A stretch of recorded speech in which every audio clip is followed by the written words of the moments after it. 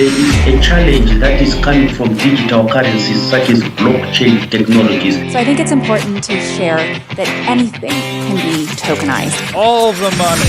I like the idea of a gold standard. I mean, it could be used in a very cryptocurrency way. Very much sooner than a lot of people understand or think. We will be all at a level playing field. Hey, welcome to the show. I have a special guest with me today, Chris Turner from Coolidao. They're doing some amazing work in Africa that we're going to break down today, and you can find out the backstory as well as how you can participate and support the project if you're interested. So welcome to the show, Chris. Very nice to see you. It's great to be with you. Thank you so much for having me. What I'd love to do is just sort of go back in time. And before we get into what Coolidao is doing today, let's hear the story. Like, where did this project come from? What inspired you to take action in this particular market to support? Great. Well, again, thanks for having me.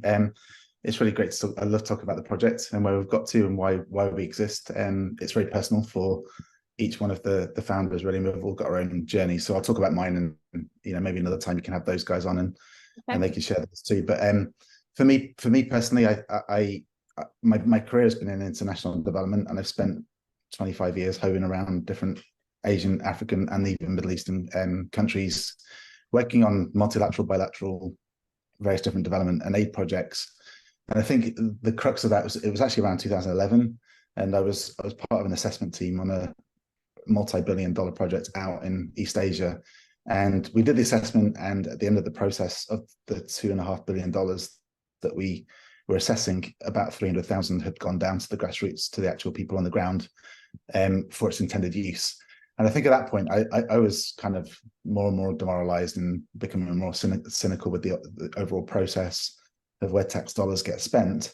And at that point, I just started thinking there's got to be different ways to manage these processes. And then within that, I would work with projects where at the grassroots, they may report 10 people who got reached on a particular intervention. And then by the township level, it had gone to 15. By the time it got down to the city, it was 20. By the time it got reported up to the national offices, it was 50. And you would just see how numbers would get manipulated across the entire spectrum of impact. And that, again, that was another point of kind of disillusionment, really. It's like, what are we measuring? How are we measuring it? And how are we spending tax dollars, taxpayers' money, in ways that are really just being squandered through corruption, through various different levels of people covering their backsides, in order to keep the money flowing and keep the process going. Okay. And that was really for me a point of, I can't stay in this industry much longer without seeing some form of substantive change. So I went and did something else for about 5-6 years, and moved back to the UK. I've lived in Asia for about 22 years at that point, got family in Africa, in Uganda particularly. So again, just living internationally as an expat. And then we moved back to the UK about 5-6 years ago. And just before that, I'd started to get really interested in blockchain, had started to understand a little bit of the technology, what it could do. And I went down to a conference in Bangkok and was surrounded by 20-somethings that had all bought Bitcoin at $5, and were all proud of themselves, super millionaires. And I kind of started to write it off because I thought, oh man, these guys are full of hot air. And then I went to a presentation from a gentleman that was working for Maersk Shipping, and he basically presented how that year they put their entire inventory on chain and saved $4 billion because they could actually track everything. And that was the point I realized, okay, this is a solution to global issues, and started to study a lot more about blockchain, and get into it and start to realize, okay, there's an application here to the problems that I've been facing and the questions I've had about this particular industry that I've been working in. And then my wife got she had kidney failure. So that kind of took out 3 years of our life, came back to the UK, and didn't really pick it up until kind of during COVID, when kind of sat around waiting for the world to start again. Did a lot of research, was really interested, kept researching, and ended up on a phone call with now one of my partners in the team that's established Coolidao. And it was through a mutual contact, and the remit and the question was how and is it possible for developing communities that sit on in-ground assets to actually participate in and have a share of those assets, which is often not the case, right? So again, I've worked in projects where I've seen industry and or mining companies come into a particular community, they extract at will, and then leave. Even one of the bigger projects I watched in East Asia, they set up community groups, pit them against each other, had them fighting over a small pot of money for 10 years while they busily got on with extracting the minerals from under their feet. And so it's like lip service is given to a process. And I'm not saying that's the case for all projects, but I've seen enough to know that actual local communities don't get to participate, don't get any governance, don't get any choice in what's happening. And they're the ones that lose out. At the end of the day, they're left with tailings that are filled with cyanide and mercury, and there's no proper cleanup and there's no accountability in the process. And so the question was, can blockchain provide a solution to that? And we're on the call with my partner, who's been working at that point in blockchain for several years. And we just got talking, and we carried on talking, and we wrote a first version of our white paper theorizing, would it be possible? How could we do it? And spent about 6 months talking to people in the industry and asking the question, are we just insane? Are we crazy? Is this possible? And trying to just do that kind of like due diligence research before you commit to something substantial. Are we going to be wasting our time if we do this? And even though we got the green light, we've still thought that multiple times since then. So we did, and about 6 months in that process, one of my partner's colleagues in his other business had been onboarded, a super smart guy, and some of the problems we had with the tokenomics and the actual structuring of the project, we didn't know how to solve to address some of the particular problems that even come with this particular type of structure. And he spent a couple of weeks on it, came back with some solutions which did make sense and helped us theorize, okay, this is actually practically possible to build.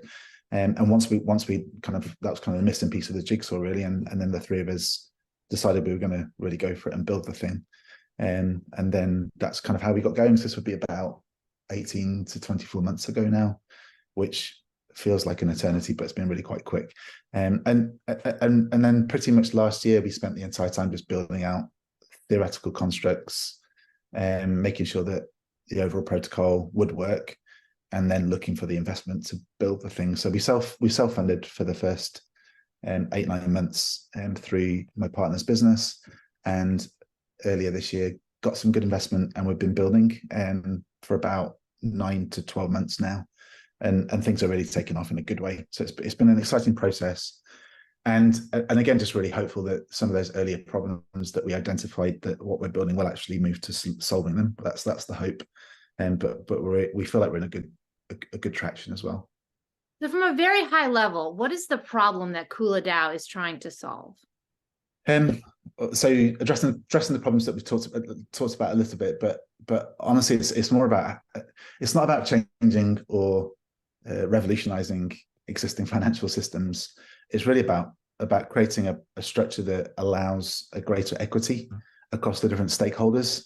I don't think, we're not trying to be utopian and solve the world's ills and become this shining example that's different to what goes on, but we are trying to move the needle. And I think that's possible in the context that we work. I've worked in these places, nations, areas for a good portion of my adult life, and the nuances and the difficulties and the contexts are also different, so difficult that it's not just like a one-stop solution, right, to solving the world's ills. Often there's a lot of utopia and hope of what blockchain can solve, but what we're really trying to do is create a broader structure that the various different stakeholders that are affected or involved in projects all share equitably, not equally, but equitably in a way that's actually moving the needle and making the space for opportunity for everybody. And so the value shared across that whole pool of different stakeholders. So let me see if I can sort of simplify for some of our listeners who are new to this project. So there are an abundance of resources in Africa, many of which are underground. And historically, third parties have come in and taken those resources essentially for their own profit at the sort of sacrifice on the part of the local communities. So you guys are coming in and saying, these resources have value and we're going to extract them, but we're going to do it in a way that everybody wins. Not only do the people mining it, but the communities and those who, live in that area are able to benefit as well. Would that be accurate? That's accurate. And I think the difference in our project is where there's a lot of talk about tokenization and the fractionalization of assets because Okay. we're working through a DAO. We're really interested in the governance side of that equation, and that's what the DAO structure allows for. And so whilst it's true that through the tokenization, there is, in a sense, a fractionalization of the asset, and what we're doing is we're working through the governance channel to provide a way that people get a say over the choices. So that, you know, that may mean that a community is part of the process and chooses not to mine in a particular way, or chooses not to mine. It may, yeah, it gives each of the stakeholders a way to participate and have ownership in the process as well, rather than just tokenizing an asset and fractionalizing it and selling it off, which, you know, isn't a bad thing. It's just that we're choosing to go in a little bit of a different route because we think that the issue of governance is really important to that process, and actually giving people agency and choice in that. Again, there's lots of problems that come with that, but that's also part of the model that we've chosen to go down because we believe it's important. So let's just make up a hypothetical project to sort of understand how this works. So let's say it's discovered there's an abundant mine of emeralds in a country, and you and the team decide that we're going to set up a DAO there. What are the types of things that the community would vote on in terms of governments? Like, let's see some examples. Yeah, so I mean, it's a great question, and we're actually just probably we're fairly well down the road for our first kind of project that's proven out the concept. And we haven't put that on chain yet, simply because we're working on the legal jurisdictional side of the equation to make sure that that's all above board. But in that particular scenario, it's, you know, let me, if it's okay, to just use that kind of first use case as an example because it's a little bit more concrete. In that particular space, it's like, okay, they've taken a vote on pay parity, so women and men are making the same in terms of salary. Giving the local community that are mining in the mine the choice about their own type of remuneration rates, environmental concerns, community concerns. Is the road going to be improved? What sort of investment goes towards the local road because there's local improvement and investment? So those are the types of things that would be involved in the process. But again, they're able to make those choices and not just be part of the process in a way that's recorded, immutable, accountable, transparent, and not done in a way that's kind of pushed off to the corner and can be ignored because they're inherently bound to the overall protocol through their equity and token share. So the governance part means that the community members get to vote. So do you have like a online app that they vote for? Like, what's the process for that? Yeah. And we're actually working it out now. So it was really, again, we were just on the ground in our first regional DAO last month, piloting out just a basic UI UX that enables people to participate. And the way that we're working that in different contexts is going to be different depending on the level of technological penetration that's in the locations that we're working, right? So in this place, they've got local cell phone masts able to connect and do have smartphones to a certain level, not everyone, but again, we're working with what we've got in those processes as they evolve and grow. So again, working to find out the most effective way that works on the ground in the community that we're working with is part of the process that we're trying to solve for and work through. Again, I think, you know, I remember I was first early in my career watching Tibetan nomads on the back of horses with cell phones, totally leapfrogging the technology of landline because they just didn't need it, and just watching the local economic improvements that came through that technological penetration in those communities. I think one of the things I was thinking about before coming to this conversation was the issue of tokenization, and these types of processes I think will be normative in 10, 15, 20 years.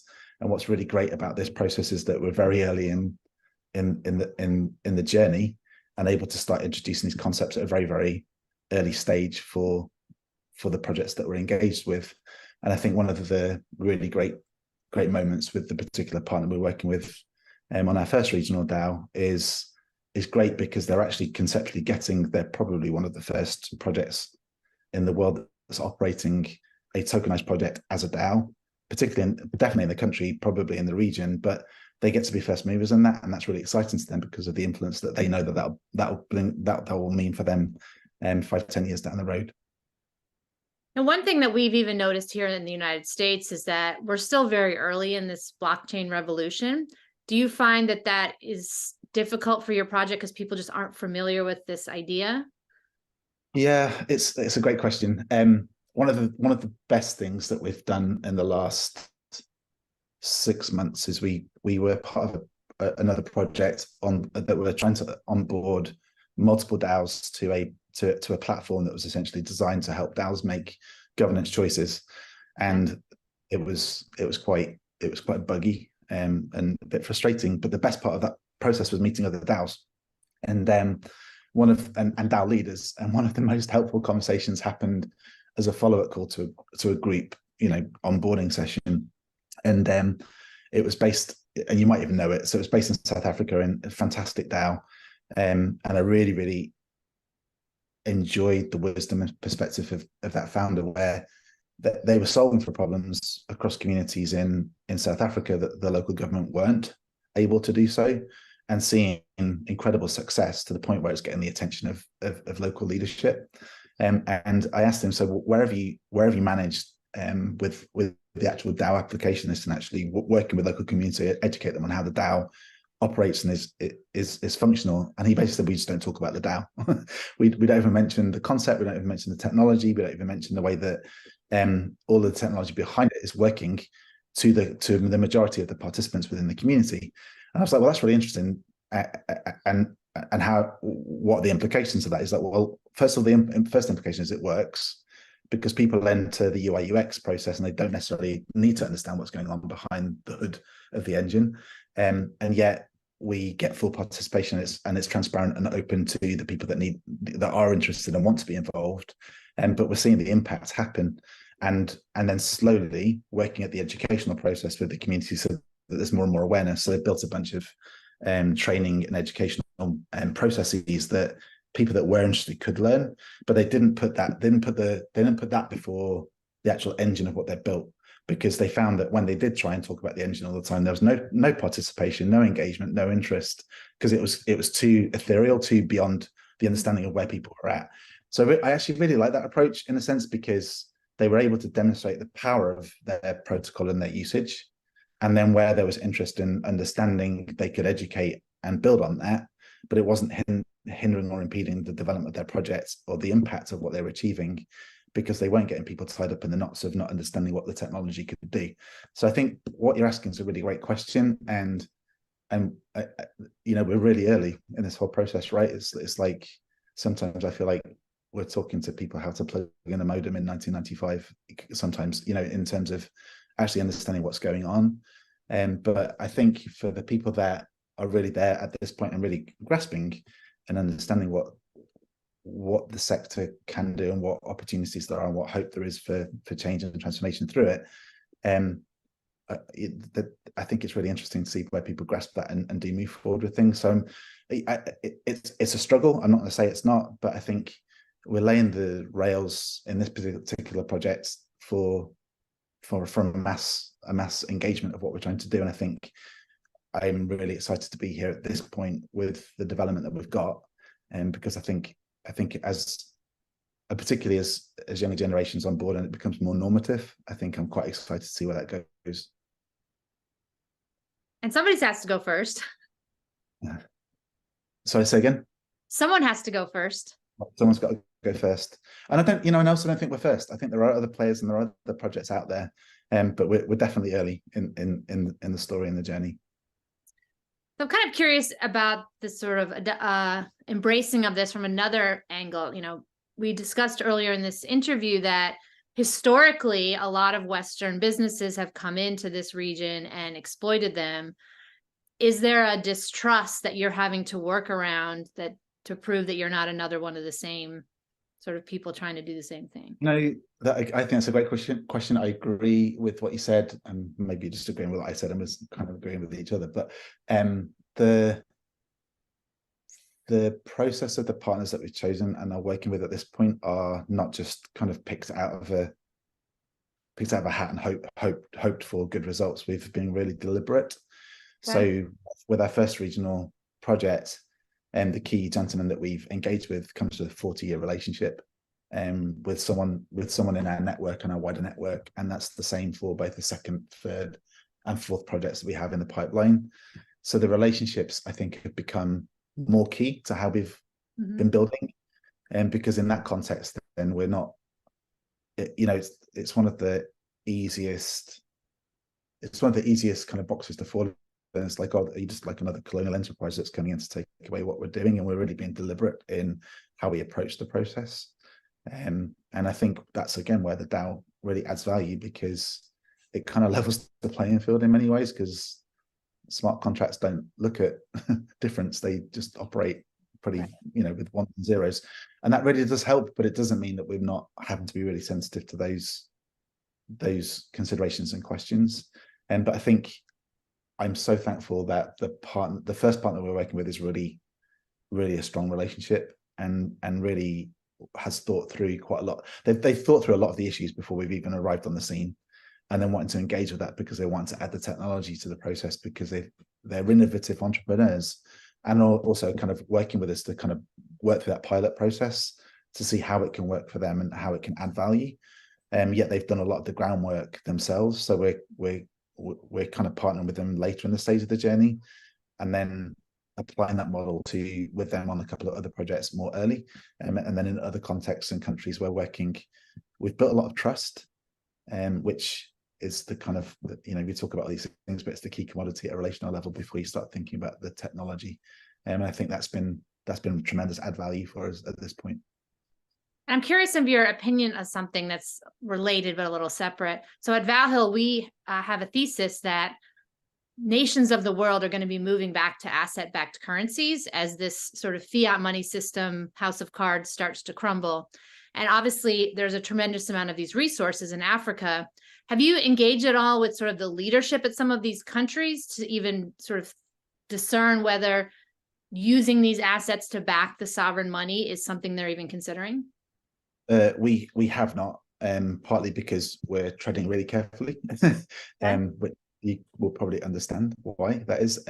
Most people on the call probably, or listening to this, probably will understand the why of that. And so the jurisdictional legal questions that come with what we're trying to do aren't without contention, particularly because of the issues that you just named, right? As there's a kind of a rebalancing and a reshaping of the economic systems that we're all looking at. And so we're being really careful on purpose with that. So working very deliberately with projects, but it doesn't mean that we've not had interest, because we have. And so, again, I think that's more of a milestone down the road for us as to where and when and how those conversations come. But we're working really hard to make sure we've got a strong footing before we get to those conversations, so we're not getting ourselves into hot water. However, I think the natural reality is, in time, that's where things will go to. I totally agree with that assessment. We're not trying to be that at this point. We're trying to work at solving the questions that we've been initially presented with, but there is interest from a number of different countries at more senior levels of government as well. Because that sometimes is what comes up when you talk about tokenization of assets is, so I have this tokenized asset, can I use it as money to buy things? So let's talk a little bit about the tokenization with KulaDAO. If I'm a member of the community and I have these tokens, what can I do with them? Yeah, so initially, it's a great question. So we at kind of a basic level, our starting point with the community share is about 20%. Mm-hmm. Again, and that changes with each project depending on what the local contexts and dynamics are. And then the main priority of that is essentially, yes, that gives you right to participate in the process of deciding where that particular project moves and goes. But there's also this big, essential pot of cash that comes from that as the asset matures and creates value. What does that mean? So yes, they have a token share. How we pass that out, how we work with local communities to make that share work well, is very much on a responsibility of our projects in terms of then the partners that we work with. So again, minimum viable product, first step, first project. The entity that we're working with have a foundation, and that foundation will be stewarding that particular process with the local community, and they've already put about 15 years work into that journey. So again, we get to benefit from that, and then work with them. How are they going to distribute tokens? What will that look like? What will people do with the tokens?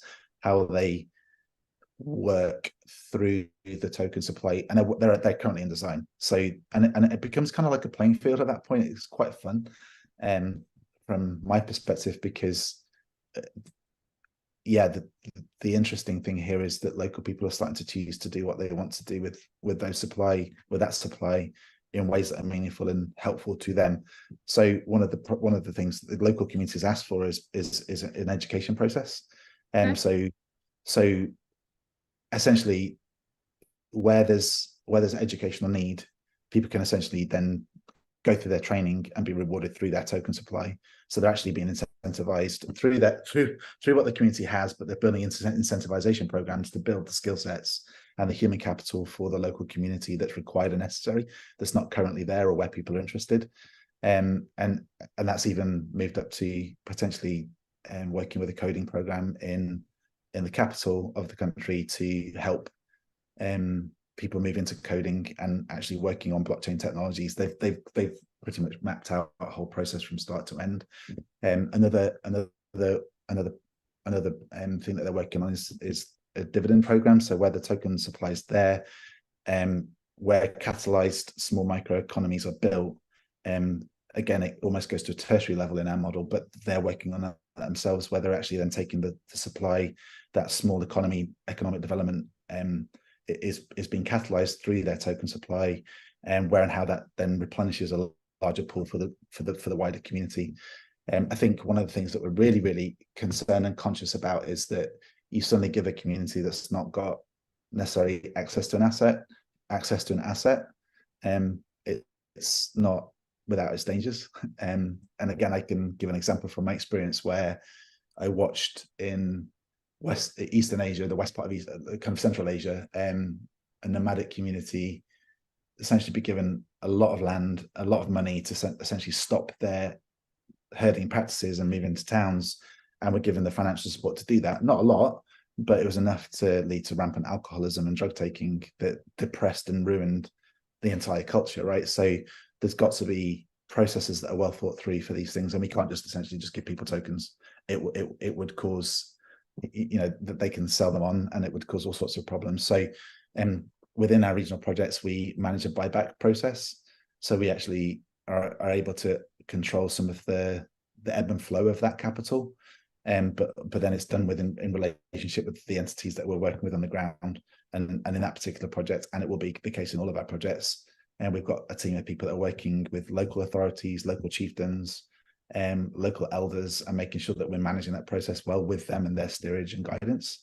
And because we're very conscious that could completely torpedo and tank a culture or a community, and if they're given too much money up front. That's a great point. I hadn't even considered that. If you have people who have no financial literacy because it just really wasn't relevant to their life, you now give them a bunch of money and they won't know how to use that money wisely. Yeah, but it's also to say that they do have incredible entrepreneurial drive. What's the capacity drive? Yeah, and so often we think in these terms in binary 1-0. This is good, this is bad, and it's like, well, it could be bad, but it could be really good. So how do you manage that process and manage the tension between those two extremes? And that takes nuance, and it takes experience, and it takes a lot of research and learning and professional support. And so we're engaging at that level. We're not just kind of solving for a problem and then creating more problems, but we're actually really aware what we're trying to do will create more problems. Like it's not this utopian solution. Things will go wrong, and we'll learn from that. We'll adapt and change, but we're conscious of that going into the process of what we're trying to build and what we're trying to achieve. But in giving people access to capital and the support to do things with that well, I think we're really. I'm not sure what we'll find, but I know that there'll be some people that emerge in those processes in each community that do tremendous things and do bring transformation to their people. I'd love to tap into your long-term vision. So let's say it's 15, 20 years from now, everything has gone even better than you possibly imagined. What do these communities look like after this DAO has been in place for extended period of time? Yeah, I love your questions. These are great questions. I think,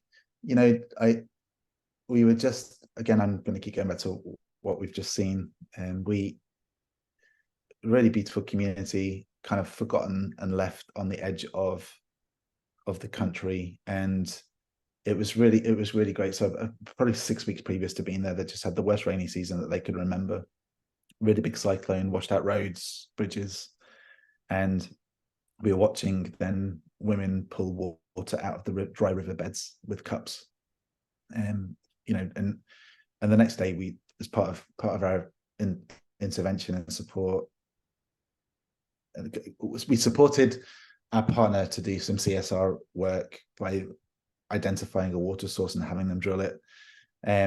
So the next day, we were able to commission a water well of about 350 million litres of water, which has the potential to overhaul agriculture in that total area. There's no central plan because that area has no water, and yet we've tapped a refilling aquifer through the project, which is wonderful, and that just catalyzes so much hope, right? So even on that project, they're thinking of running a community dividend and cooperatives and farming outside of the rainy season, which is a first, and then working agriculture on the types of products that are out of season, and they would have to go several hours into the local town to get an extortionate price because it's coming from another part of the country.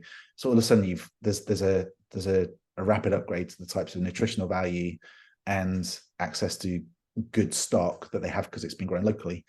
That's in the pipeline and coming, and that's in year one, right? So then you've got a mine that's now functioning, paying staff at a good rate, nothing extortionately high, but a competitive rate that's above market standards. And as soon as that happens, then you've got people that start showing up on the roadside to sell because people have the capital to start buying things, which starts new types of economy. And so this is, it's in a short time. So if you ask me in 15, 20 years, I would love to go back, and we've already talked about it. So this first trip, we did extensive video work of the community as almost a picture documentary of where things are at. And then our hope would be we go back in 20 years and there's good roads, there's good bridges, there's local transport that's able to get the kids to their schools that are in place, healthcare centres, and just across the board rise in the water level for local education, local transportation, local schools. It's like we asked one of the community members, what are your aspirations? What are your hopes for the future? And their response was like, I would just love a road. They're asking for like basic stuff that we take for granted, but they're walking 3 hours to work each day and back, whilst then working for 8 hours in the mine because there is no transport, there is no good road.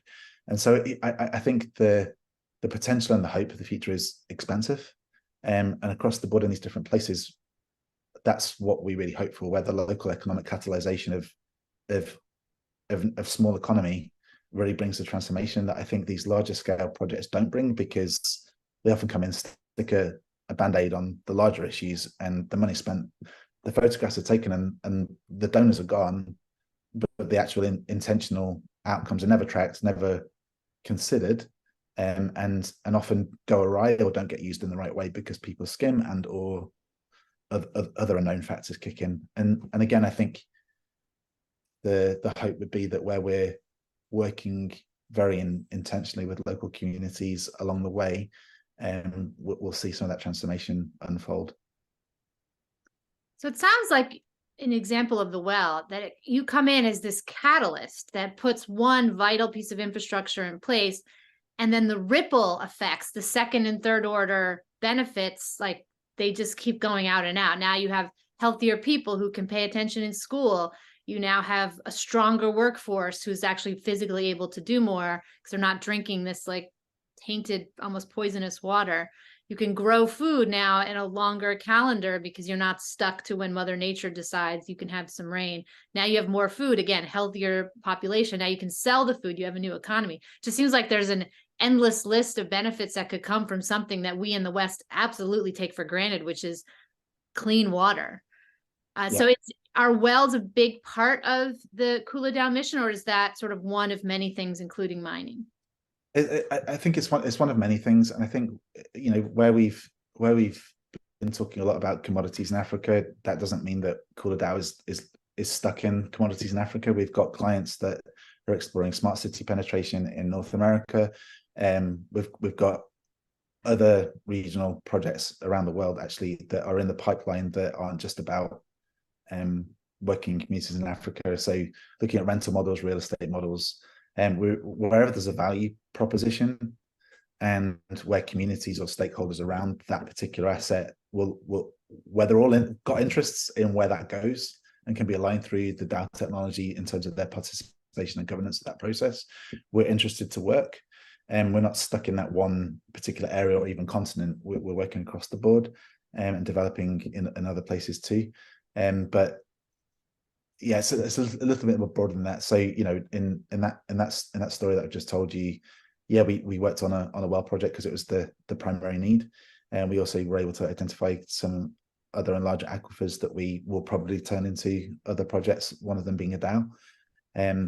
Again, that gives a lot of opportunities for agricultural impact, maybe even hydroelectric power. We'll see. We're not sure where that goes. And again, we're more dependent on our local partner to move that forward at this point, although the ideas and the concepts are there.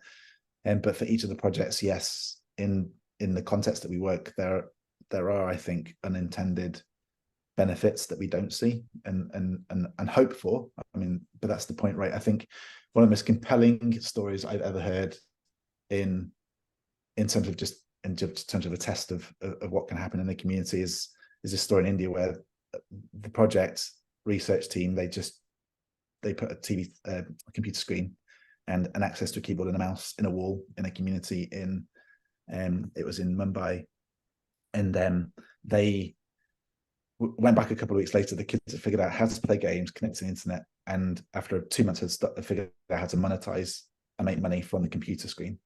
After just a couple of months of it just being left there. So they retried it in another slum district on the other side of the city, same result, right? So whenever there's access to different types of technology and opportunity, people are creative, people are innovative, and so I think that idea of being a catalyst is really helpful, because that's what we really do want to be. We're hoping that we are catalyzing change, and not necessarily trying to structure or shape or control what that change looks like, but create the space for the opportunity for communities to thrive. Amazing. So if someone watching this wants to be a part of Cool It Down, participate or contribute in some way, how can anyone do that? So yeah, at this point we're building our protocol. So we're building the project and it's going good. We're pretty close to the first launch of all the smart contracts and the UI UX, which is great. And the marketing process, which our team have been fantastic and working on, is going full throttle on most social media platforms. So of course people can follow and track what's going on with the project. And we have, at the moment, we're doing monthly AMAs, Ask Me Anything, where you can meet the founding team, jump onto that call and hear more about where the project's at, how it's developing, where it's going. That happens on the first Wednesday of every month. And I think these guys, our marketing team, will be moving it up to once every 2 weeks fairly soon. And then you can join our Discord channel, right? So we've been working quite a lot over the spring on our governance and constitutional processes. We've got some fairly robust checks and balances. So whilst we're decentralized, we're not fully decentralized autonomous organization. We're essentially moving towards decentralization over a process of managed process, so that we can ensure that the project's protocol moves in the direction that we've intended to go without it being moved in a different direction by community voting. So we've built in some safety checks and balances in the whole governance side of the equation, and yet we'll continue that process and that journey moving forward. But that means that we're about to launch the guilds. So I kind of ways that you can engage the project, even partner with, do some work for Cool It Down through the guilds. That's in the pipeline and coming. So we're excited to see where that goes and how we grow the community as they engage and work with the project.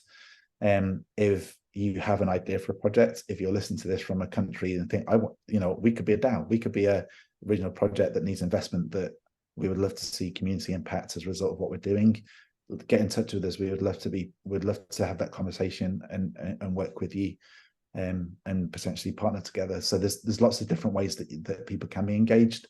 And at this point, the best way to do is go to our website, coolitdown.io, join the social media channels, come to the AMA, jump on Discord, and you'll be able to track and be part of the be part of the project. And we're hoping to launch later this year, and we feel like we're on track towards that. There are a few mitigating factors a little bit outside of our control, but we feel like we're in a good process and moving forward. So that's kind of where we're at, and you'll be hearing about the ICO, I'm sure, if you're part of those channels and track where we're at. And I'm curious if it's part of the long-term roadmap to have people from Western countries like the US, for example, who are watching a podcast like this, to actually go and contribute their labor to some of these projects. Is that something in the roadmap?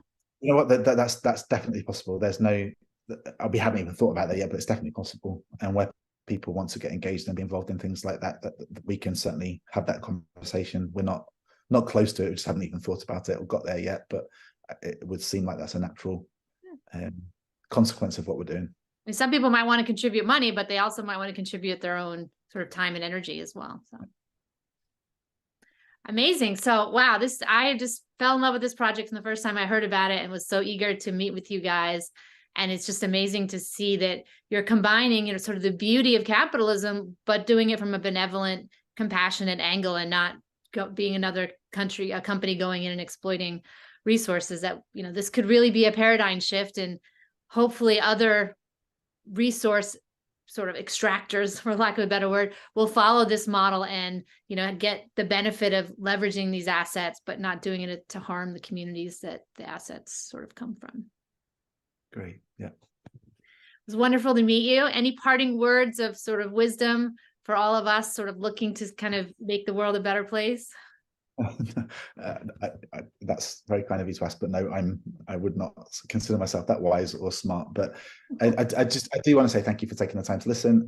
I hope this was inspiring to some of you, and I am really excited I wish I could go 10-15 years ahead, look back to these days, and I also wish I could see into the future a little bit of what the actual reality looks like as the market moves globally in this direction, and where blockchain becomes more normal and normative to everyday use. And I'm just looking forward to seeing what that looks like, and really hopeful for what it can achieve, even with all of the crazy of this last year and the ups and downs of the wider crypto market. I think blockchain is an incredible technology that is going to be transformational, and excited to be part of a community that's tracking that now and helping build it for the future. I agree. Thank you very much, Chris. You're welcome. Thanks so much.